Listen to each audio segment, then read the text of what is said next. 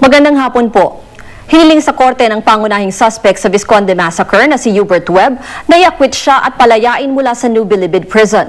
Nakasaad sa inihaing urgent motion ng abogado ni Webb sa Korte Suprema, nilabag ang karapatan ni Webb para sa due process dahil bigo ang NBI na maipresenta ang semen specimen na umano'y kinuha sa biktimang si Carmela Visconde. Noong April 20, pinayagan ng Korte Suprema ang hiling ni Webb na isailalim ito sa DNA analysis. Pero nagtutuan ngayon ng NBI at Parañaque RTC kung nasaan na ang semen specimen. Kaya hiling ngayon ni Webb na siyang maakwit at palayain.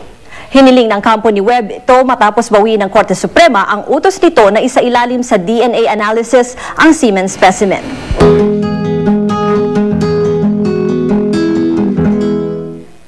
Samantala, puspusan na ang paghahanda ng mga pamunuan ng North Luzon Expressway at Subic-Clark-Tarlac Expressway sa inaasahang pagdagsa ng mga sasakyan sa undas.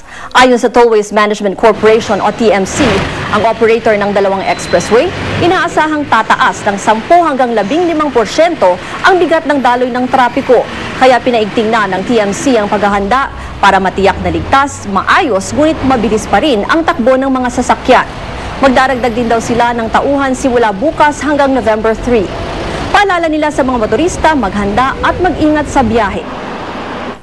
Mula sa tahanan ng katotohanan, ako po si Ruth Cabal.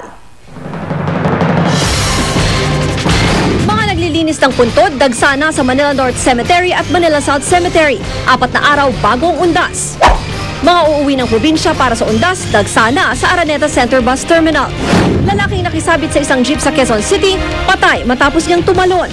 At Krista Kleiner, may ka-close ng kandidato sa Miss International Beauty Pageant. Hello! I'm Pisa from Indonesia.